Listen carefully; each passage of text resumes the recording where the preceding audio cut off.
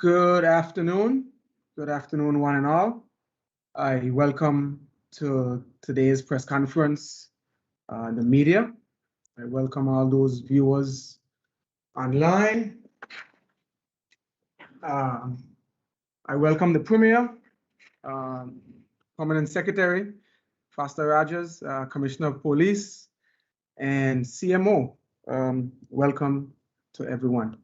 My sensor light just went out, so every now and then I'll have to wave my hand to get it back on. As usual, we'll start with a prayer. I'll open us up with prayer so we can all bow our heads for prayer.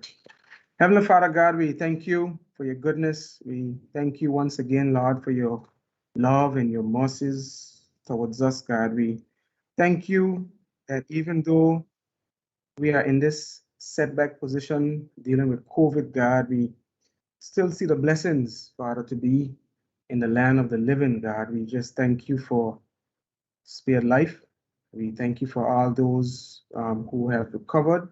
And we continue to pray, God, for those who are feeling ill at this time, those who are struggling to get over this virus and other illnesses that they may have. We continue to keep the health team in our prayer, those frontline workers, the nurses, the doctors, immigration, police, customs, the general public, God, everyone in Angola, we continue to keep them in our prayer, Father. May you continue to protect us, Father, and may we all look forward with hope to the silver lining beyond the dark cloud, God. We pray for healing of this nation and for healing of our people. We ask these things in Jesus' precious name.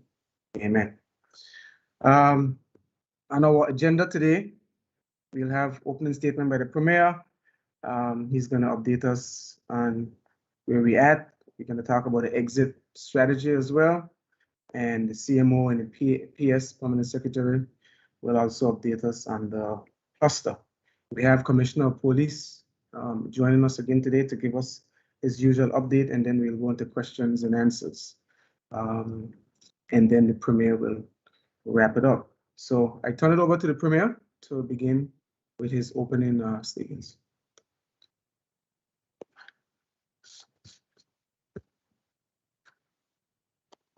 Unmute, Premier, unmute.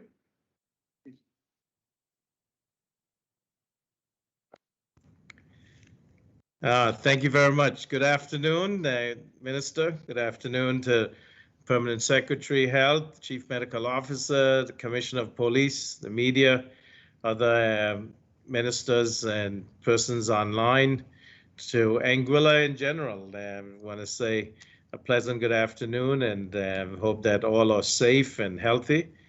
Again, want to just say condolences to the family of the late Honorable Hubert Benjamin Hughes, who passed away 1 week ago, and he's still missed. I want to thank the health team for doing the job they're doing, during this cluster to do the testing, the tracing, the monitoring, surveillance, the necessary things which have helped to keep us relatively safe. The health authority, nurses and doctors who helped those who had to be hospitalized, and they now were kept stable and have been able to be discharged. But it just shows you how tenuous this can be. This COVID-19 disease is not one that is one to play with. I want to thank all who have registered and been vaccinated.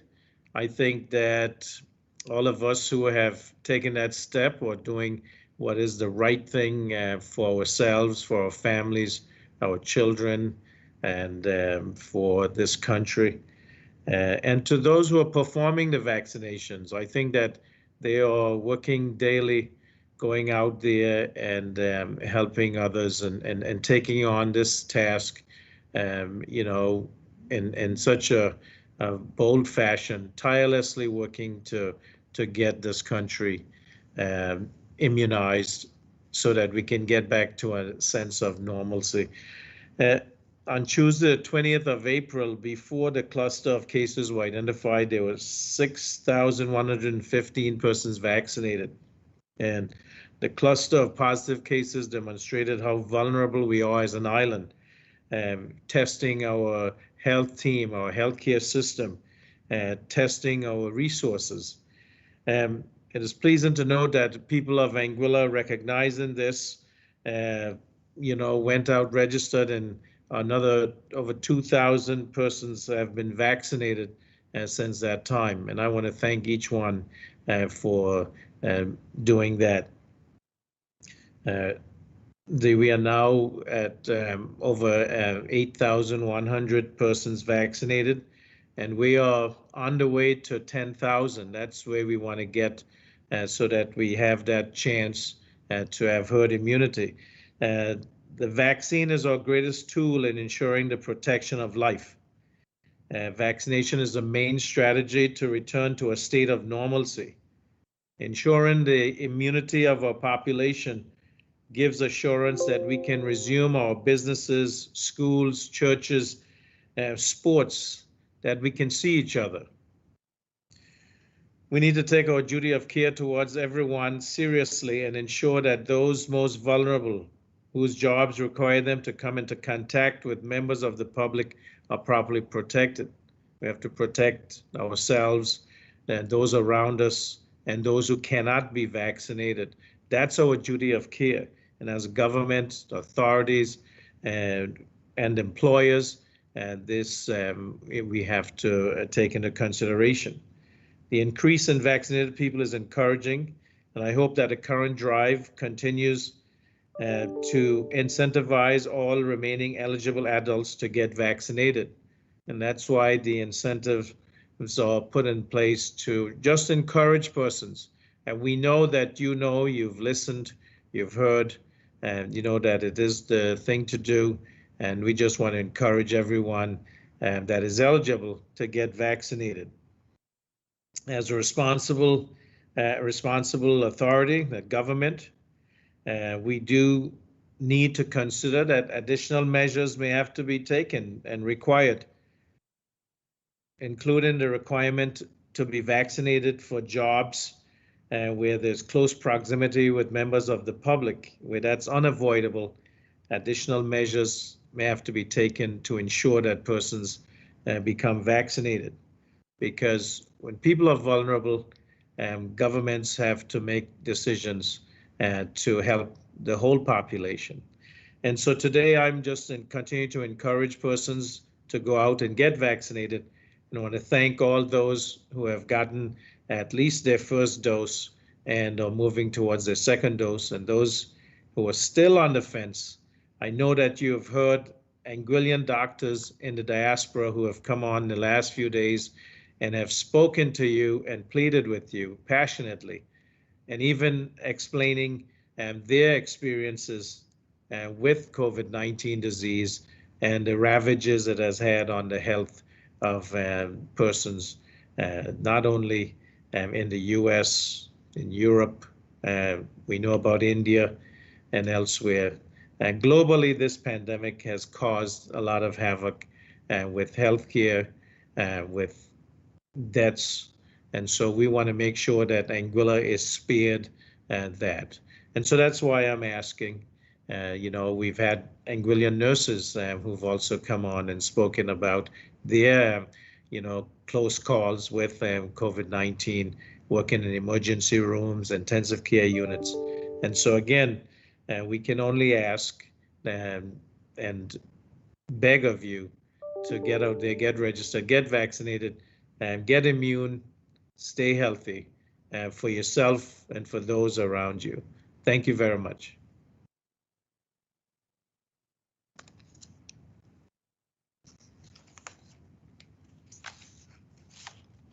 Thank you, Premier. We're going to move straight into the CMO to give her statements. Good afternoon. Since we last met on Monday, we can now confirm that we've had 78 persons detected linked to the cluster that was identified on April 21st. So that's where our number stands. So overall for Anguilla, from the beginning of this pandemic to now, we have confirmed 109 cases of COVID-19 here.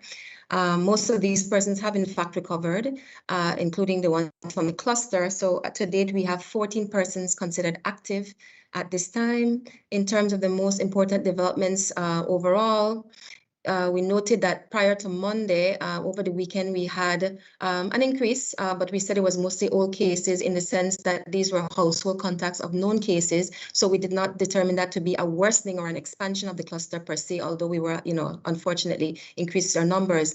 But with the events of Monday, the developments, those 3 persons should be considered new cases and a slight expansion of the cluster. And we're looking to, the situation still looks largely contained, but it speaks to what we always talked about not quite being out of the woods as yet, and that the new cases would be the ones that we are looking at in terms of assessing the situation. So thus far from those 3, we're doing the contact tracing, no new positives so far. However, you know how it goes, that the person's under quarantine as a result, so we'll know for sure in the next 2 weeks. So that's where that stands. We've had no more hospitalizations, thank goodness, no deaths as well. Just a little head count, we're at 68 adults, 10 children. Vast majority have in fact recovered. On Monday in the evening, we were alerted to the fact that in terms of developments, in terms of the travel advisory, that the CDC did in fact change our status classification. We're not a level 2, where we were previously at a level 1.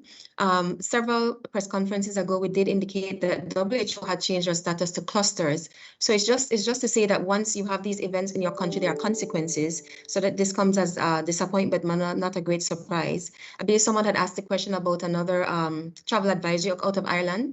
We were the two most recent countries to be added along with Nepal. So again, once we have the situation that escalates, there are repercussions internationally. So we continue with our contact tracing. We've screened almost 1,500 persons, and we'll see how it goes. Things look like they have been largely exhausted on that score. Situation looks largely contained, but a lot depends on the measures we have put in place. And I think the recent developments of Monday reinforce that. This is of paramount importance. Looking at vaccination update, just to reinforce what the Premier said, we've seen a considerable increase. A couple of thousand persons that have signed up and that have had their first doses. So that continues to go in the right direction in our estimation, with over 8,758 persons registered and over 8,200 persons having received a first dose. 4,047 persons having received a second dose, and we carry on in that regard. We'd like to take this opportunity to thank the private sector for chiming in on the recent incentivization and the prizes given and the attempts to incentivize the vaccination process. So we thank you for coming on board with some innovative ideas. It is a all sector, whole of country response, and that's very much appreciated by health and I know by the government and so on for coming up with those initiatives. Thank you. Thank you, CMO. And as we move on to the PS of Health, I would like to slip a question in here for him as he opens up with his comments. So the question is, the person wants to know if all frontline healthcare workers have been vaccinated, in particular those given the jab, working for Health Authority of Angola. So as you open up with your comments, if you can slip the answer for this one in between, that would be appreciated.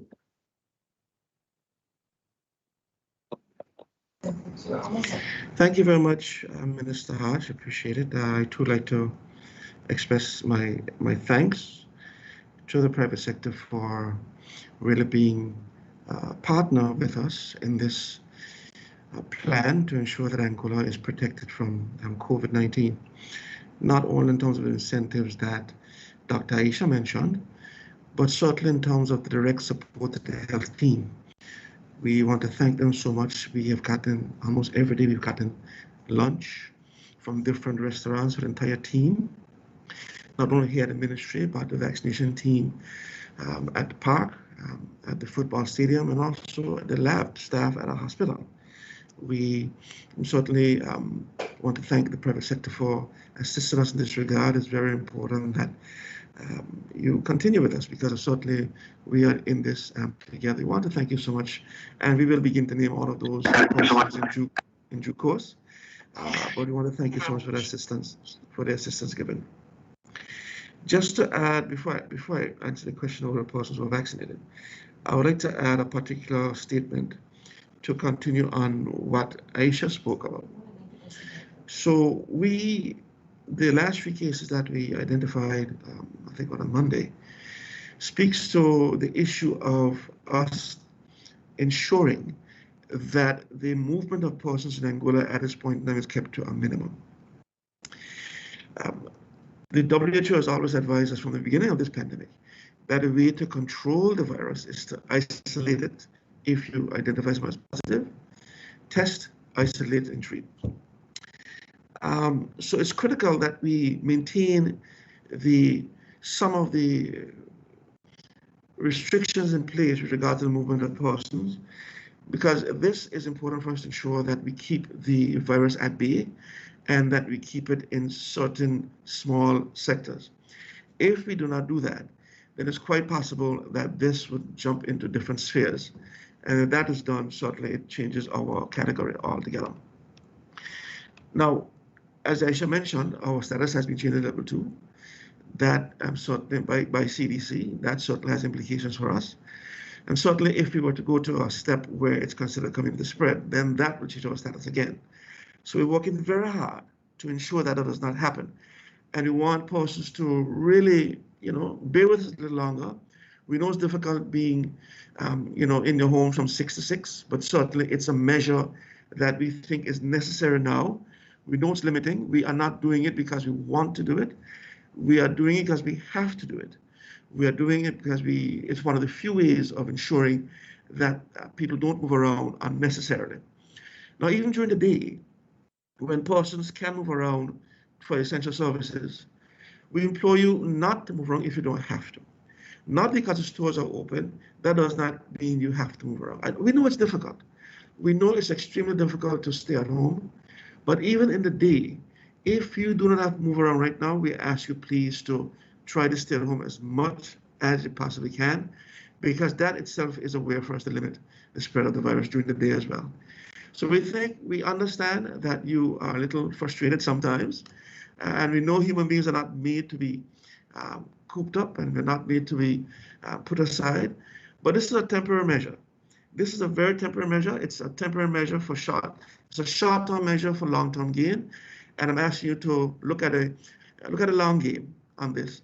And if we can get you over the next few weeks, it certainly will bode well for us into the future. With regard to the nurses and health sector personnel vaccinated, currently we have over 90% of the health services vaccinated in Angola, and we're talking public and private sector health services. We have a rolling tally of the sectors that we need vaccinated. We have a rolling tally of the persons in those sectors, and we have a rolling tally of the estimated percentage of those persons in those sectors who have been vaccinated. So I can tell you right now, in the health sector, we have over 90% of the health sector workers vaccinated. We hope to get to that point of 100% rather shortly, and certainly it will come into being certainly that health sector workers are critical workers, and as you know, we have to ensure that those people are covered. So I am quite happy with regard to the numbers of persons in the health services who are vaccinated. Over 90% of the health services workers are vaccinated, and that is one of the highest proportions in any sector in Angola, and we want to thank the health services staff for that support. Thank you, PS. Just permit me to go back to the CMO to ask a quick question, as I have a lot of questions rolling in before I go to the Commissioner of Police. As you spoke about the cluster, CMO, what do you mean by an expansion of cluster with the 3 new cases from Monday? Are they connected to the original cluster? Yes, they're certainly still connected, but there are new cases in the sense that, remember when we spoke about the persons we detected on the weekend, those are persons that had been identified as high-risk contacts of in the household.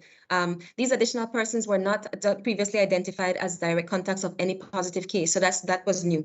So that's what I mean, an expansion of the cluster, but through the contact tracing and the investigation, they are in fact directly linked to somebody who had tested positive before. Okay, thank you, CMO. Thank you, PS. Now we move on to the Commissioner of Police, Mr. David Lynch, for his update. Yeah, good afternoon, everyone. And just as an observer, really, I'd like to thank the Health Authority. I think they've done a stunning job. I don't think they've. I think at the end of this, they literally deserve medals because they've done some fantastic work here over the last few weeks. Absolutely brilliant work. I've written to Foster a couple of weeks ago at the very beginning of this, but they just get better and better, the Health Authority. But my update again is very brief, unfortunately. Well, fortunately, we've done a number of land patrols. We did 8 land patrols. We've done 2 vehicle checkpoints. We stopped 15 vehicles, which is a really good sign. In terms of people who've breached it, we've had none. So that's a really good sign as well. And we would again continue to ask people to confidentially email us if they believe people are breaching them, breaching the regulations. And that's www.gov.ai/911. That's www.gov.ai/911. And we've had 2 boats spotted in the ocean over the last 24 hours, and they were both intercepted. And one was a yacht, I think, going to Bermuda, I think, and never came to this island. But we've actually, we're doing quite well. But obviously, the really good work is being done by the Health Authority at the moment. So congratulations to the Health Authority. And that's my overall update. Thank you, Commissioner. I have several questions to ask on my end that was sent directly to me. But in the meantime, if the press can raise their hands so that I can go straight to them right after asking a few of these questions here. First question. Minister, Yeah. I think I missed giving the exit strategy update. So I know you will not be happy with me. If I can say that now, that would be great. Yes, and that might okay. help people to get their questions and thoughts. So basically, starting tomorrow, which is the 14th of May, we go to step 2, which is indoor mass gatherings for fully vaccinated persons, and will be allowed. And fully vaccinated means having had 2 doses of the vaccine and 3 weeks after receiving the 2nd dose. So indoor mass gatherings will be allowed. For example, church services, restaurants, indoor and outdoor sit-down dining, liquor, licensed premises, and gyms. And I think we're still looking at limited to 12 persons. 2 families can meet indoors, including with unvaccinated minors. All adults must be fully vaccinated. Groups limited to a maximum of 12 persons. And this is limited to 2 family groups at any given point in time. And then it's the responsibility of any establishment to maintain a log of those attending, including the date, time, table sitting, and contact information. And that is so in case, say, a positive case develops, we can do the contact tracing. And so, again, indoor mass gatherings for fully vaccinated persons allowed. Church services, restaurants, indoor and outdoor sit-down, liquor license premises, gyms, for up to 12 persons. Again, we still want practice, social distancing. Thank you very much. Thank you, Premier. I have a sort of long-winded question, so I'll ask it in a very slow manner so that we can understand what the question is asking. Shoppers normally visit several supermarkets when shopping, spending at least a couple hours, and can therefore easily spread infection. Whereas persons attending church normally go straight back home. In view of this, and the fact that for the past 3 weeks, unvaccinated persons are freely allowed to enter gas stations and supermarkets with fully vaccinated persons, where they handle potentially contaminated shelf items, grocery carts, and cash. It seems that the restriction on unvaccinated but masked pastors not being able to enter the pulpits or even their churches in the presence of 12 fully vaccinated, physically distanced persons on May 16th, 23rd, and 30th is either a major oversight or a subconscious bias against the church. How do you explain this? I think you're really comparing apples and oranges. I think people need to really understand what's happening here. In the middle of a pandemic, it is not necessary to go into a house of the Lord to praise the Lord. You can praise the Lord via website. You can praise the Lord via Zoom. You can praise the Lord in different mechanisms and still get your service done. We are still in the middle of the pandemic. When people are allowed to go to a store, they're allowed to go to a store for necessary sustenance to get food and water and stuff to drink that they cannot get any other place. What we have also said in the regulations, and we've asked that people follow these rules, is that you go to the store closest to your home, and during this point in time, do not necessarily go to 3 and 4 and 5 and 6 different stores. And the regulations are quite clear. You go to the store closest to your home, you get your stuff, and you go back. This is not time for luxury shopping. So when you look at all of the regulations and all of the policies in totality, you would see that it's designed for persons to get what they need in a short-term basis and head back home. There's no bias. We know for a fact that certain places and certain small groups spread the virus more rapidly than persons in larger areas and larger groups. And we have shown over and over that churches and choirs and so forth have the potential of spreading to many, many people in short periods of time. In fact, the last press conference I had, we gave 4 examples of where 4 churches plus a choir was able to spread the disease in less than no time to over 500 persons with many deaths, right?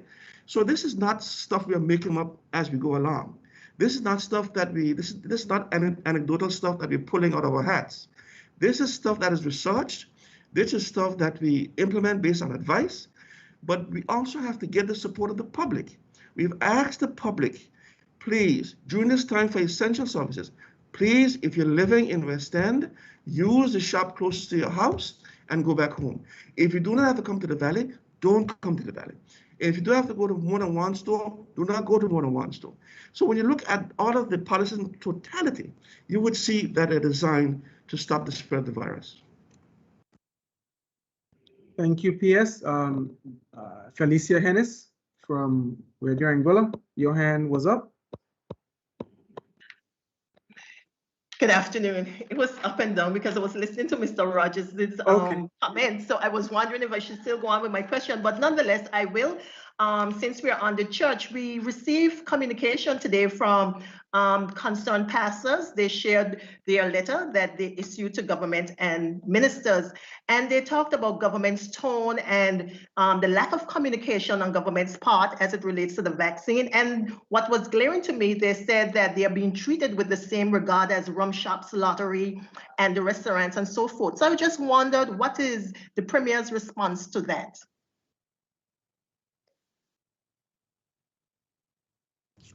Thank you, Felicia. My response to that, as I responded to the pastors, is that, the virus is not a respecter of any person. And so we're not equating the church with rum shops and things like that. What we are doing is we're trying to protect everyone from the spread of this virus. We have it contained as a cluster. We wanted it to stay like that as persons, who got sick, they got better and are recovering. We did not want this to spread into the community, and that is why it was necessary to take those steps. And, we have met and discussed that, and we still feel, given these 3 new cases, and even though they are affiliated with the cluster, we want to make sure that there are no further cases out there. And so the next week, at least, will determine that situation. We did say from the beginning that we had the initial 2 weeks, and then we needed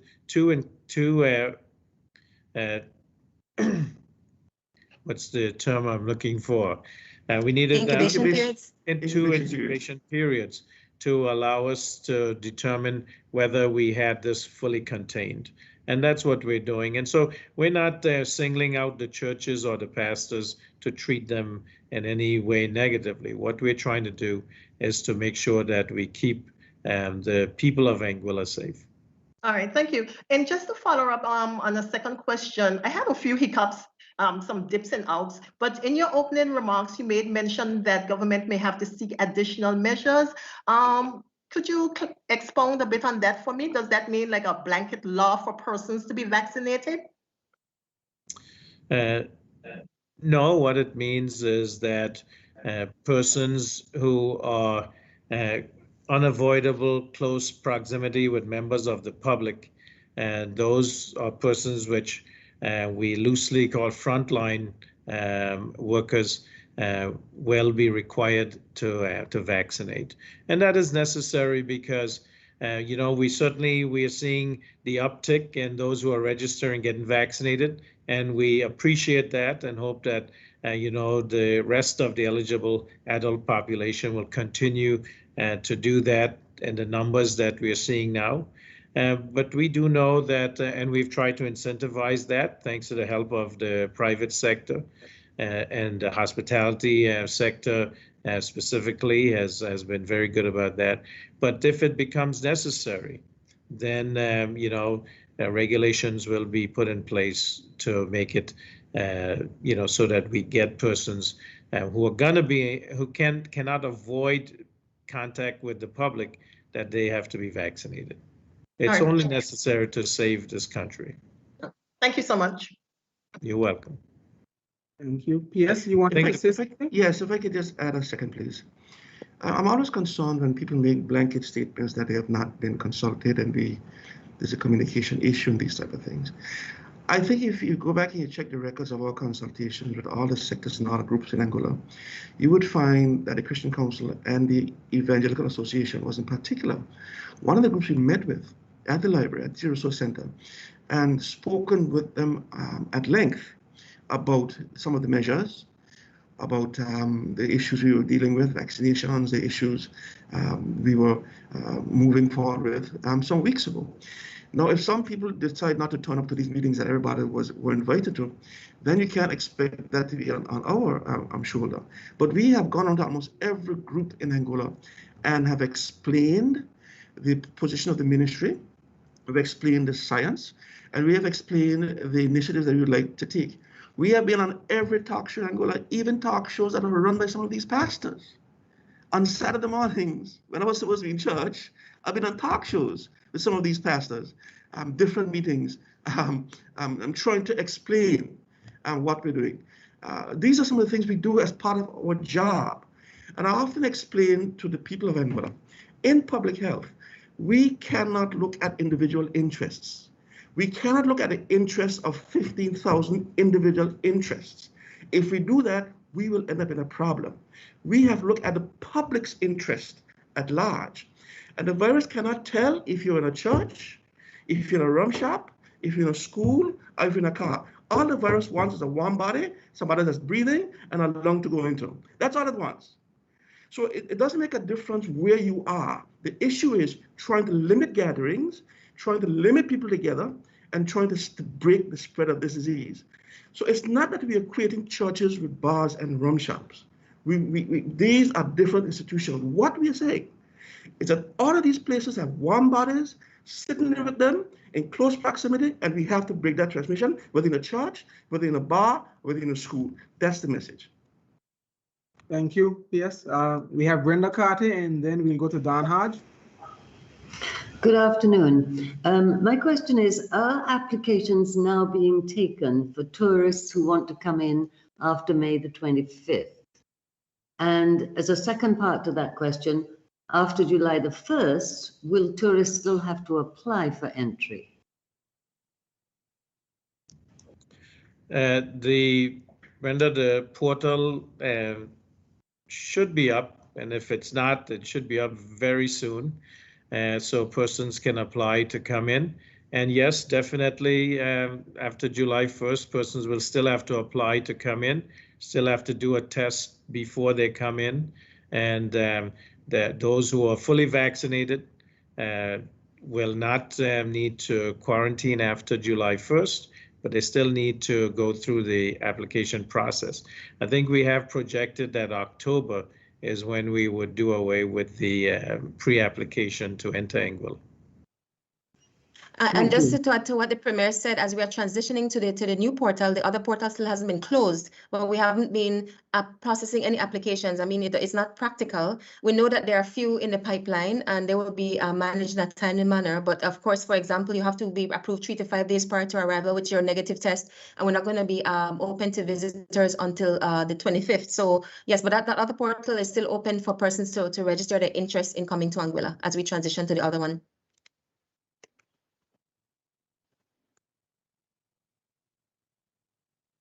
All right, I think Don Hodge.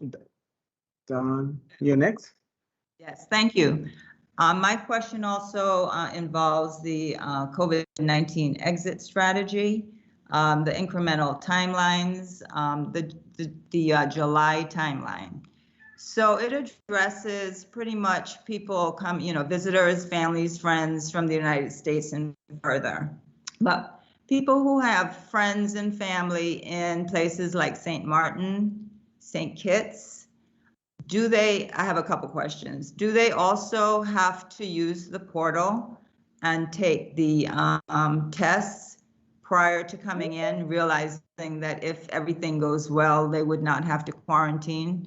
Do they also have to follow the same protocols as, say, the quote-unquote visitors? Well, that's been the practice across the board. Remember, it's not by nationality, it's just public health measures across the board. So that's the portal we've been using for everybody visiting Anguilla. Okay. Same method, same thing. It's just as it gets closer to becoming more and more open, people who, are right next door are getting antsy and they want to come visit. So I just wanted to be sure that the same protocols are maintained for everybody, that everybody understands that. Okay, and then actually, yeah, certainly as a matter of fact, when the country is doing well, we had the privilege for most of the Caribbean territories that they had a reduced quarantine because they were low risk, but it's always been the same portal. Okay, and has a date been set yet, or any thoughts about the local ferry when that would be open in line with the timelines that you have for the exit strategy? Would that happen in July? Would that happen in August, October? Any thoughts yet on that? And when that happens, will people taking the ferry, passengers going and coming, have to be fully vaccinated? Yes, the same rules will apply. It doesn't make a difference where you are from. The idea is if the only persons who will be able to come to Anguilla unvaccinated will be residents, and then they would have to quarantine for a certain period of time. But any other visitor, once you're not a resident, will have to be vaccinated to come to Anguilla. That's just who is going to be going forward. The only persons who will be allowed to come to Anguilla unvaccinated will be Anguillians, and they will have to quarantine for a period of time if they're not vaccinated. And getting on the ferry to leave when the ferry does open to go to St. Martin, it would be the same protocol, vaccinated only. Leaving has never been an issue. When you're leaving Anguilla, you have to abide by the protocols of the country you're going to. We don't have any restrictions on leaving. It's when you're coming back to Anguilla, you have to abide by our restrictions. Okay, thank you. Okay, thank you. I have a question. Can children dine with their family, with their fully vaccinated parents? And another question is 12 people the max for dining at once? So can children dine with their fully vaccinated parents, I guess, as of tomorrow? And is 12 people the max for dining at one time? Well, at this time, we're saying for the outdoor dining in the restaurants, we'd say no, we're sticking to fully vaccinated persons for the indoor sit down in the restaurants as of 12/23/59 tonight. So at this time, for the next couple of weeks, it's going to be strictly for fully vaccinated persons, fully vaccinated adults. Obviously, at home, it wouldn't be an issue, Okay, and is 12 people the max for dining? Yes. For restaurant? Yes, yes. Okay, another question. How would you know that visitors are showing a genuine vaccinated card? Certainly, this is something we grapple with even from the days when we're looking at tests. This is always a consideration. As things get more normal, you get from the state so far, it's been fairly easy, to be quite frank. They have a standard CDC card. Nothing is unforgeable, right? So this is why we gave the cushion of the May, June, July up until we fully open to get all these things sort of balanced and stabilized internationally. And all countries are grappling with this. And again, this is the reason why it's more important for us to be vaccinated as well, so that things should balance. So the majority of persons will be genuine. The majority of persons will provide real documents, true documents, but that is a risk. That is a risk, and hence the sort of mitigating things that we do, including insisting that we ourselves are protected to protect against things like that. So it's not impossible for somebody to forge a vaccination card. It's not impossible for somebody to forge a laboratory test result. We've seen that actually in the former. Okay. Right. Okay. Another question. We see that Pfizer has announced the availability for the vaccine for children 12 to 15. Do we know how close AstraZeneca may be to following suit?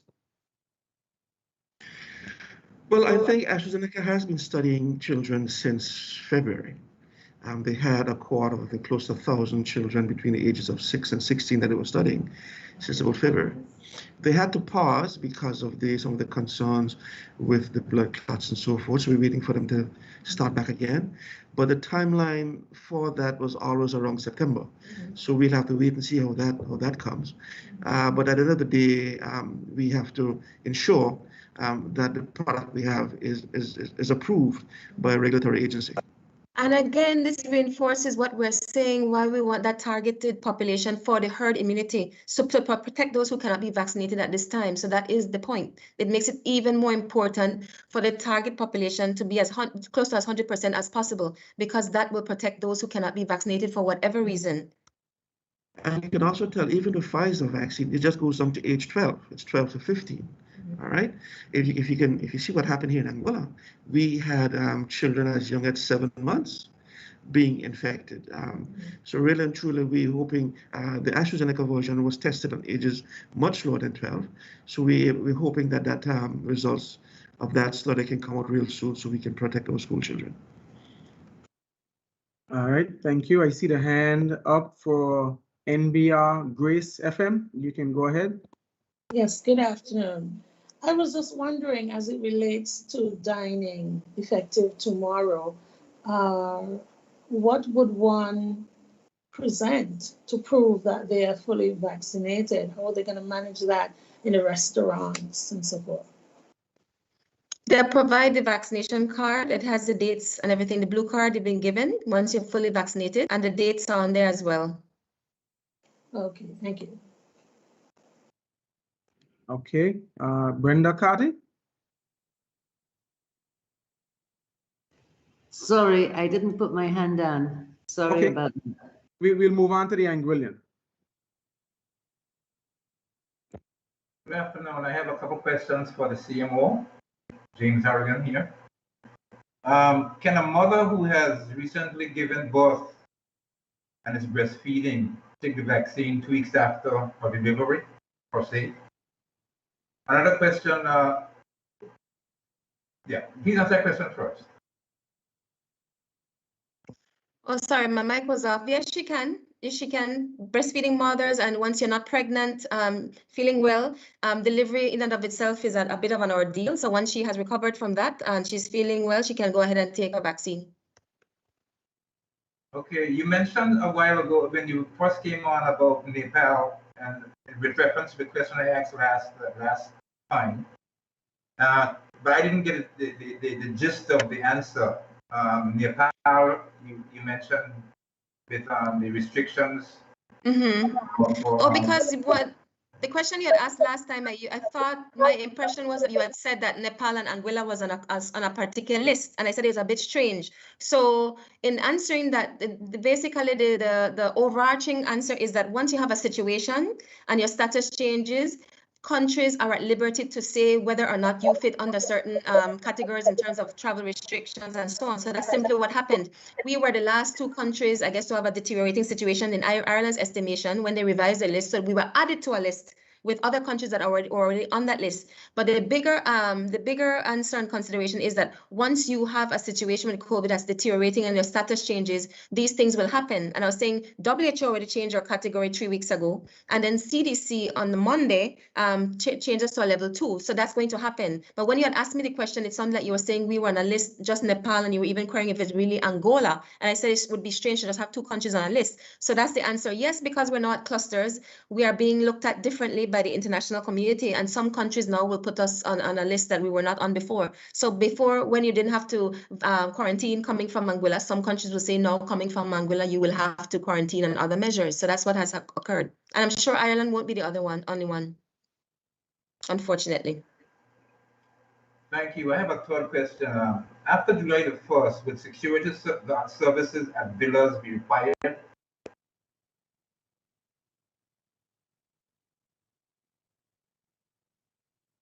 I don't think I'm not sure I understand the question. The question is, after July the 1st, when persons can enter the island, be vaccinated, and for 3 weeks, would security services at villas still be required?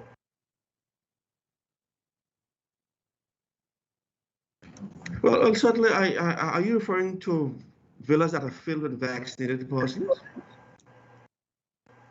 Yeah, that would be the situation. Yeah, because remember now, after July 1st, to come into Angola, you have to be vaccinated. If you can be vaccinated, and if you're a minor that can be vaccinated, you can come in as well.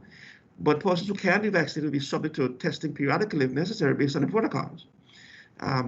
So really and truly, the use of security is something that we're going to be dwindling down as we go forward, because we need to get back to as normal as possible.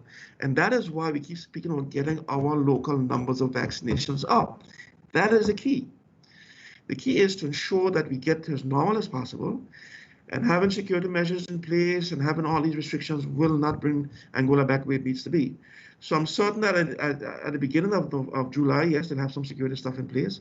But I can tell you by the end of October, that won't be necessary, because at the end of the day, we would hope that everybody in Angola who could be vaccinated will be vaccinated. And certainly we hope that we know that all persons coming in will be vaccinated, except those who can be, and that should be enough protection. All right, thank you. Question: what is the expiration date of the first set of vaccines for the first dose? Is it the 15th or sometime later in May? The first that's I think that's some different information in that question. If you're asking for expiration dates, then there are some vaccines. The first batch that we received in February and March, those vaccines expire at the end of this month, at the end of May. The third batch that we got would have been somewhere in April, at the about end of month, early April. Those expire at the end of July, right? So by the end of this month, we would have used all of the initial vaccines that we had. So there shouldn't be any wastage or losses there, in particular now based on the numbers that we are seeing going up. Because if I recall correctly, we got 8,000 doses first, then 4,000 doses.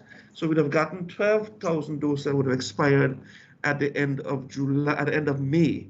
So if you look at the numbers now, we would have had currently close to 8,100 persons with the first doses, and then another 4,000 with the second doses. So we should have basically used up almost all of those that would have expired in May. So the balance that we have now would expire at the end of July. So I think the question is, to be fully vaccinated by the end of July, including the 3 weeks that you need to be fully vaccinated, when do you have to be vaccinated by? So you need to work back 3 weeks for the end of July, then another 6 weeks back from that to ensure that we can get the first and second dose. So we're probably talking about the middle of this month, closer to the end of this month. All right, thank you for that. I have another question here that was WhatsApp to me just now.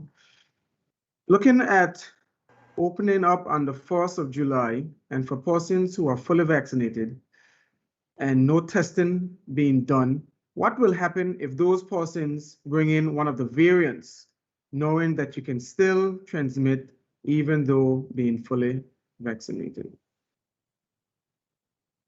I think we have to note here, it is not that no testing has been done. We are requiring pre-arrival tests. We are requiring pre-arrival tests for persons who have been fully vaccinated, right? So I think that distinction is very critical to me. So it's very, very unlikely that you'll get somebody who's fully vaccinated.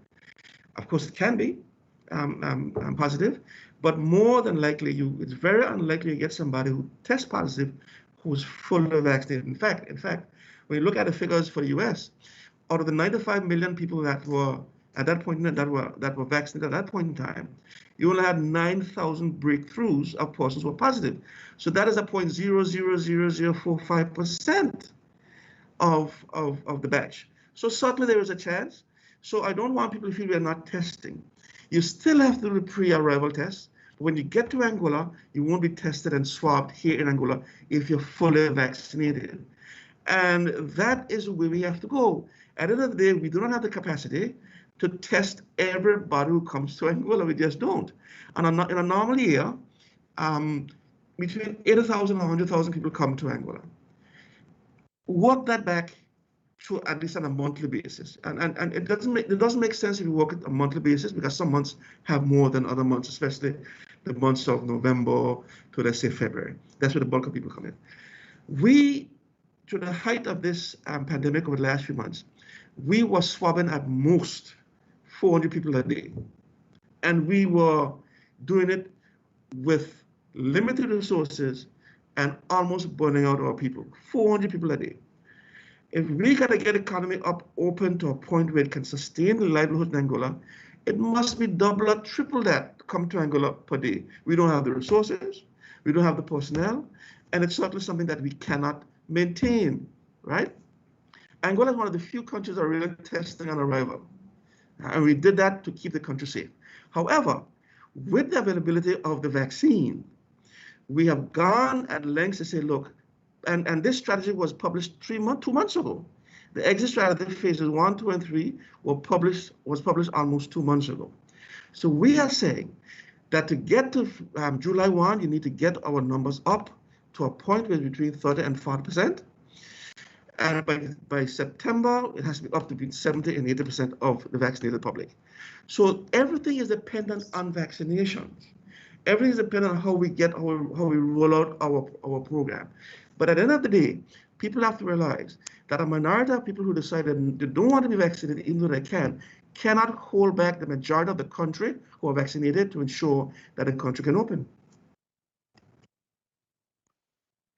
Okay, thank you. I think I'll take 2 more from the press, and then I'll ask 2 more, and then we'll close. NBR, you can go ahead. Yes, sir. I have a question. Someone would like to know if effective next week, if food vans would be in a position to go back out to serve, or even during when school reopens.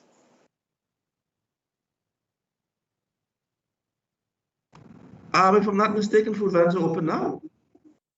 Food vans can function now. In fact, they were put on the list of food establishments since this past week. Okay. And what about when school reopen? That would require fully vaccination? No, children at this point can't vaccinate. Children at this time cannot vaccinate, but certainly we are expecting that the persons who care for children, whether they be teachers or whether they be administrators, and some of these persons work in different sectors at the same time. And they not only teach our students during the day, but they work in the hotels at night. They entertain at night in different sectors. So we have to ensure that persons protect the children who cannot be vaccinated. So yes, we would expect that certain sectors be vaccinated. Thank you, sir. Okay, last question from the media. The Anguillian, your hand is up. I just want to ask, so as of today, or even maybe next month or the next month, are you in a position to vaccinate 10,000 persons fully to meet your goal? Yes, the answer is yes. We currently on Ireland have 20,000 doses of the vaccine. In fact, those and some of those vials had more than 10 doses in the vial. So it's possible that we had, in fact, I know that we had more than 20,000 doses. We probably end up close to 2,100 doses thereabout based on the number of doses extra per each vial. So we do have the capacity to vaccinate up to 10,000 people based on the doses of vaccines that we currently have on Ireland. And looking at the numbers, it is possible we can get there. We have over 8,000 first doses already, 4,000 plus second doses already. We can get to the 10,000 with the numbers of vaccines. Yeah, here. So yes, we do have enough to get up to 10,000 now without having to get any more. However, if we exceed that 10,000 number, we can get more if there's a need. We have a commitment from the British government to get up to 26,000 doses, which would be 13,000 people, right? If we don't cross that threshold of the 10,000 people, then we just won't get any more. Thank you very much. Thank you. Question I have for the Premier. Is there a law requiring persons to be vaccinated in order to be placed on the work schedules? In previous press conferences, such a law was briefly alluded to. Can you elaborate on the status of mandatory vaccination for frontline workers as the island is about to reopen? There is no law at this point in time. We are encouraging persons to get vaccinated. And as I said earlier today, and as I've said all along, it may become necessary to put regulations in place to make it mandatory for persons who have to come in contact with people to be vaccinated. And I'm sure persons know which jobs that are entailed in that regard. And so that will be the case. So we encourage people to get vaccinated. Now, I've heard that there are rumors out there that, the government has put this law in place, and there's no law, regarding that. But as I said, if it becomes necessary to protect the public, there are certain jobs that it's unavoidable close contact with the public, that those will be required to be vaccinated. And that requires regulations, then they will be put in place. Thank you. Will we be also be requiring a booster in the future for vaccinated people? That has not been determined at this time. They're preparing for that eventuality, but that has not been determined at this time. So one step at a time, but at this point in time for AstraZeneca or the others, this has not been the case as yet. Okay. We don't know if it's going to be so. Okay. And some people have not received their vaccination cards. Where can they pick it up? They were told not to come to the hospital at this time because the vaccinations are taking place at the James and Webster Park. So they're wondering, for those who are vaccinated already, where can they go and collect that blue card, that blue business card like thingy?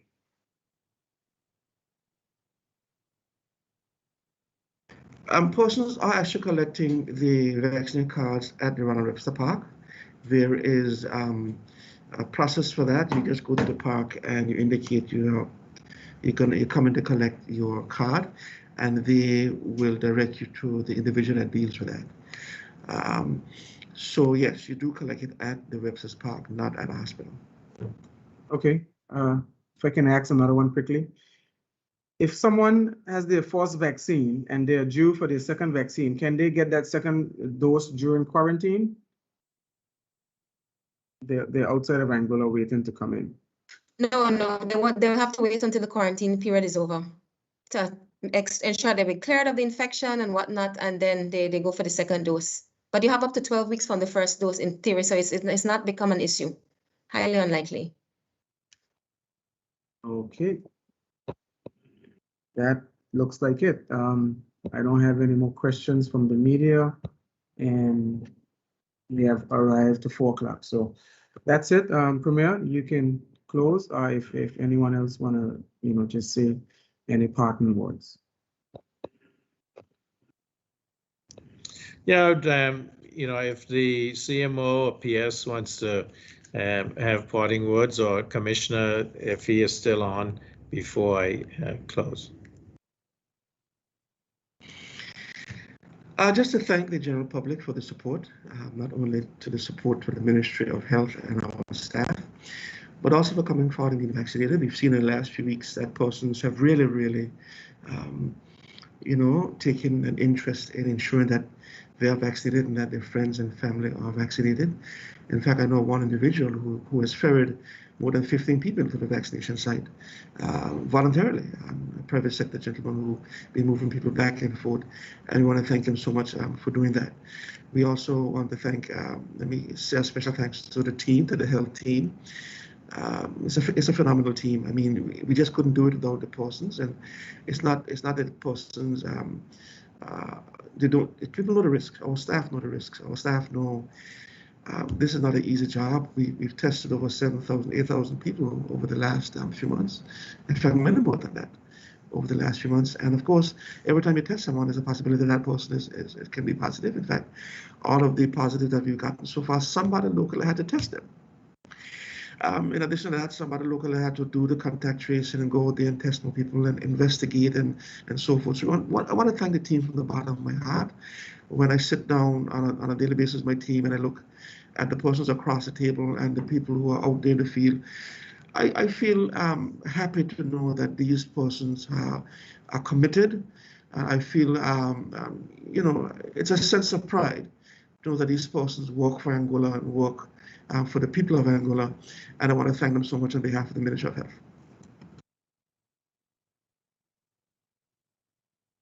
Thank you, CMO, Commissioner of Police. Yeah, just maybe one thing really. It's I keep saying every time I come on what a fantastic job the public are doing, and they are doing a fantastic job. The only thing of note sometimes I'd ask the public to look around them when they're out. So I normally say about hands, face and space, wash your hands, cover your face and keep the space around you. I think sometimes if people look around them when they're out doing their essential shopping, possibly they will get closer to other people than they think they actually are. So I think the big message today really is, one, thank you very much for your compliance again, but really do take a good look around you when you're shopping or when you're in other close proximity to people, and really create some space around you whilst people are getting vaccinated to protect everybody. And otherwise, that's my closing message really. Thank you. CMO? Yeah, I think my only thing is I'm struck by the fact that we really are in a war, a fight for our lives and our existence. Everybody globally, and Angola is no different, and we need everybody. We are all soldiers in this war, and we cannot finish this fight without the cooperation of everyone. And if everyone were to see it that way, this is a patriotic thing to do. We're almost there, and the vaccinations are the best way out, the best strategy. And let's get through this together, and we cannot do it by ourselves. No government, no Ministry of Health, and so on. And I wish that people see this for what it is, the existential threat, and it is war. If you look up the definition of war, this is war. Okay, so that's all I have to say. And what are you going to do to protect this country? Thank you, CMO, for those words. I would like to add that, I would encourage people to just go back and review those interviews done by our doctors and nurses in the diaspora. I think the experience of those on the front lines who are dealing with the COVID war, as you mentioned, CMO, is a real experience. They were on all week, and big shout out to all those Angolians in the diaspora fighting this COVID war. And what I would like for people to understand is that the vaccine is not the enemy. COVID is the enemy. But we hear conversations about the vaccine as if the vaccine is the enemy. But in actuality, it is COVID And if this virus continues to go unchecked, then it breeds, new variants that are even harder to control. So, this is a serious war that we're in. And, what the vaccine will do is to help us battle this COVID war and to return to normalcy as soon as possible. As the Premier goes to close, if he can just explain the difference between step 1 and step 2 of the exit strategy, a question that I missed. Someone wants to know what's the difference between stage 1, stage 2 in the exit strategy, along with your closing words, and that's a wrap. Thanks.